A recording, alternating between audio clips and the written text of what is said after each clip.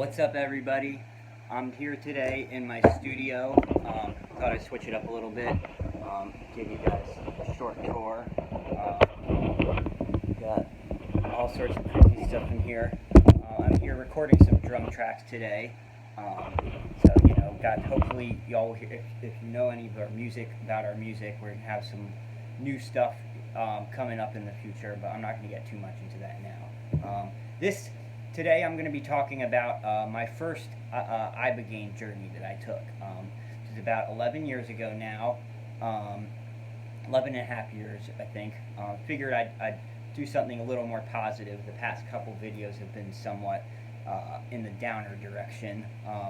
It's about that point in my life where I was living in Brooklyn and kind of down in the dumps, starting methadone and the relationship falling apart.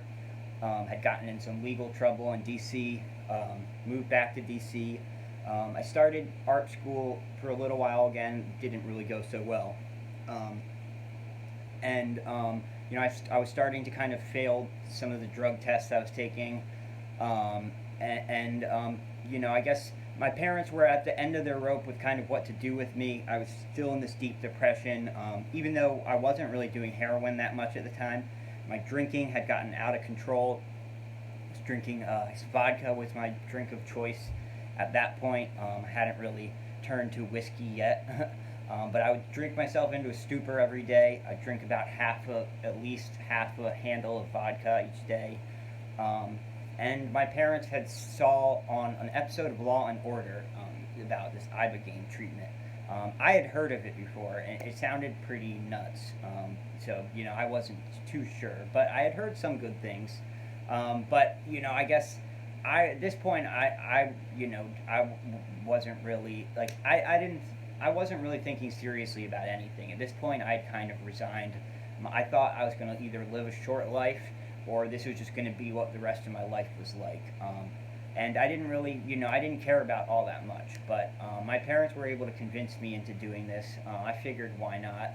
I was still I wasn't thinking very clearly. I was still kind of in that one scope vision that the relationship, because it was the first real serious relationship as an adult that I had dealt with. And I still had this idea that I could patch it together, go to this program, get clean, and ultimately things would work out.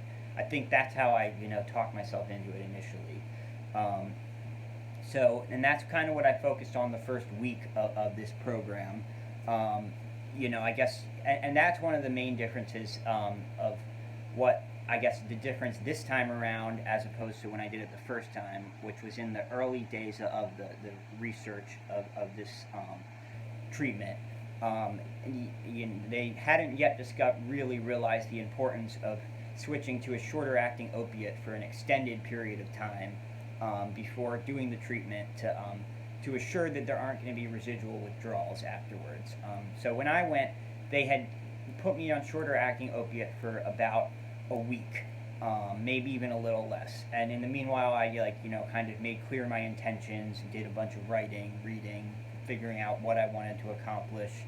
And they had first, I had done the taper before going into the program. I did it a little bit quicker than I did this time around. I went down 5 milligrams. I was at higher when I was younger. I was at 175 milligrams of methadone every day. This time it was at the top. I was at 150.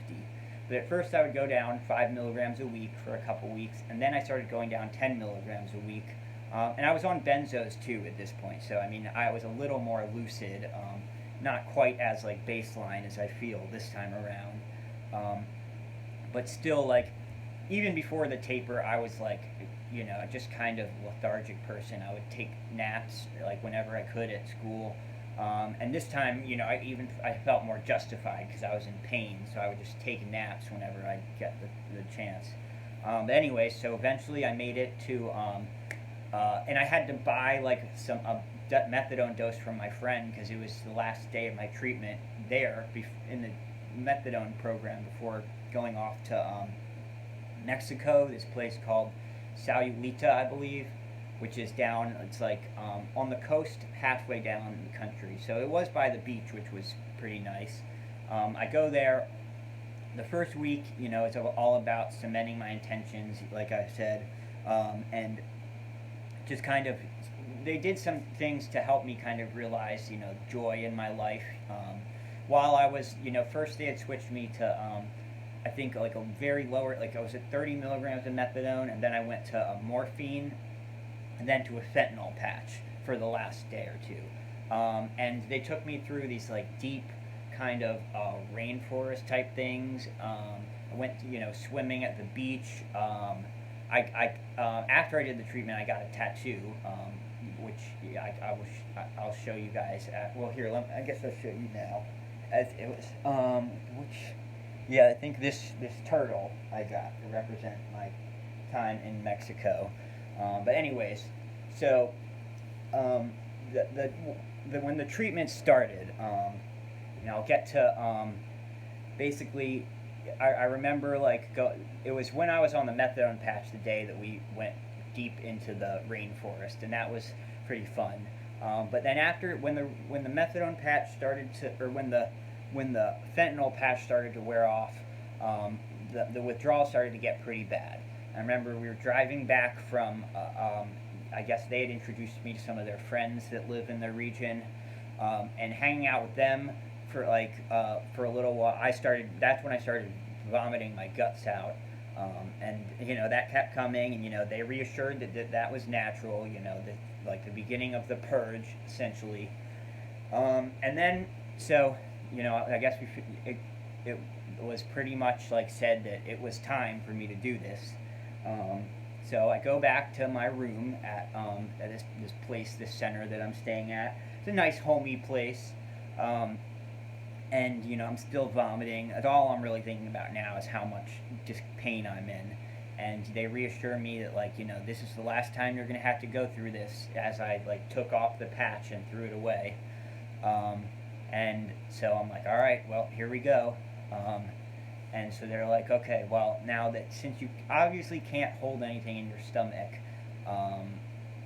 you're gonna have to shove this pill up your butt. And I wasn't sure how I was like, are they gonna do it? And they were like, no, hell no, good luck, buddy. So they gave me a little cup of some oil or something, and a huge ass pill. And I had to just lube up my butthole and stick it way up there, and it was painful. I felt somewhat violated, and it stayed painful for a while. I remember, and my anxiety was just so bad. All I could really do was, I was a cigarette smoker at the time. I'm not anymore, but I was chain smoking and just pacing back and forth, feeling the kind of violation, pain, nausea. And they keep telling me to try and stay still, because when the Ibogaine comes in, I may begin to feel nauseous and more nauseous, and that started to make me more anxious. And so sitting still was impossible, but I kept having to try and sit still. And God, I mean, since then I've gone through this period of withdrawal many times, and it's the worst feeling in the world. When it gets to the point where I just start feeling I just want to leap thousands of feet out of my skin. You just you don't know what to do with yourself, but you also don't have the energy to do things like that. And it was like that, and it just got worse and worse and worse. And this is all over the course of an hour before it kicked in, until it finally kicked in, and that when things started to change at that point quickly. I think when they started to when it had been close to an hour, they started playing this intense African drum music, which started to calm me down a little bit. And then very quickly, the calming sensation became more and more thorough. And it was this calmness had enveloped me, and I felt deep kind of in a trance. I was picking up in this whirlwind of these drums. And the next thing I know, I'm deep in this trance. I look down, and there are these beams of light, thick beams of light coming out of each of my hands, ascending into the sky. And I'm feeling it feels the pain from the withdrawals and everything I've gone through is getting sucked out through these beams of light into the sky. And like it blew my mind. Like it was like it was kind of like an outer body experience, and it was so profound. Um, and then after that, it kind of like I don't know how much time had passed, but then it's like a whirlwind had hit me. The next thing I knew, they were giving me more Ibogaine to take, and I guess 12 hours had passed or whatever. I don't even know, but like that first time it was blast. I don't really know what happened exactly. Maybe it just took a while for all this stuff to catch up with me. So then eventually it starts to kind of catch up with me, and I'm in this it's kind of like dream hallucination world. I don't know how to explain exactly, but I close my eyes and it's like being in a dream, except they're stranger. Um, this part is a little hard to describe. Let me try and like I'll be in these different kind of scenarios, like one where I'm like deep under sea with my friends and we're all drinking like whiskey in this like wooden boat. There was a time where I thought I had met the crew of Jackass on like some spring break cruise that I was on. Um, the point that I or thought that I had gotten back together with my girlfriend. There was a point that I thought I had gotten back on methadone, and that my parents had gotten in some sort of plane crash or something. And they like that at that point so they walked in and they check on me, and I was like, oh my god, like I need to call my parents. That like just had this like revelation that something horrible had happened, and I also need some more methadone because I relapsed, and now like I'm going through withdrawal again. And they're like, all right, calm down, calm down. They could tell I was like, really high. So they gave me this fruit smoothie telling me it was methadone, and which I chugged, all in one sip. And they were like, wow, you haven't eaten anything in days. That was the most you've consumed in days. But it wasn't methadone. But I guess it made me feel better. And they were like, we can't call your parents now. It's the middle of the night. They kind of calmed me down. They're like, but we will. Don't worry. They're okay. We'll talk to them. So they kind of talked me out of that. And yeah, I mean they were fine. There was another point in the trip, or I guess yeah, I'm gonna call it a trip. I guess where I thought I had like I was looking for this like extreme like finding a new high somewhere deep in the Mexican jungles, and I find some guy. I pay him all this money, and he's like, "All right, stand under this waterfall," and I get just crushed by this like raging waterfall, but it's of cocaine. I feel like I'm getting like punched in the face by like mountains of cocaine. Just like at all, and then like all sorts of stuff that's hard to explain. Like there was a point where I thought I'm like thinking about nasal spray and like getting high on nasal spray, and then picturing myself in like a fish tank with like um, aquatic pumps up my nose. Like it's hard to explain. Like there's just all sorts of weird stuff. But the important thing is that you're in this state.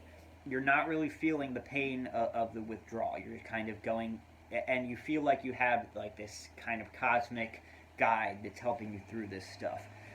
There still were a lot of points where I dealt with some of the withdrawal. Like when you'd wake up and come out of those trances, like there would be times where I'd sit in a hot shower for like hours and hours and hours until their hot water would run out because it's just this little house in the middle of Mexico. And then I'd go back into this dream state. After like a week or so, they had an aftercare house where the guy grew weed there, which really helped because even though I'm in this kind of dream state, like you cannot sleep because once you close your eyes, like these hallucinations start hitting you faster than you can even snap a finger at. But the weed definitely helped calm me down at night, helped me like to gain some of my appetite back. Um, and then towards the end of the experience, I had to kind of learn to re-walk again. It was so intense. I had to learn to like calibrate my mind to my body to like be able to balance and walk. And I remember like one time beginning when I could finally do that, they took me to the beach, and I like ran with all my clothes on into the ocean just as far as I could. I kept running and running. Um, and then I had to, all my clothes were soaked, and I had to just sit naked on the beach while they did their swimming. and just all sorts of craziness. But that's it. Maybe more next time. See you guys later.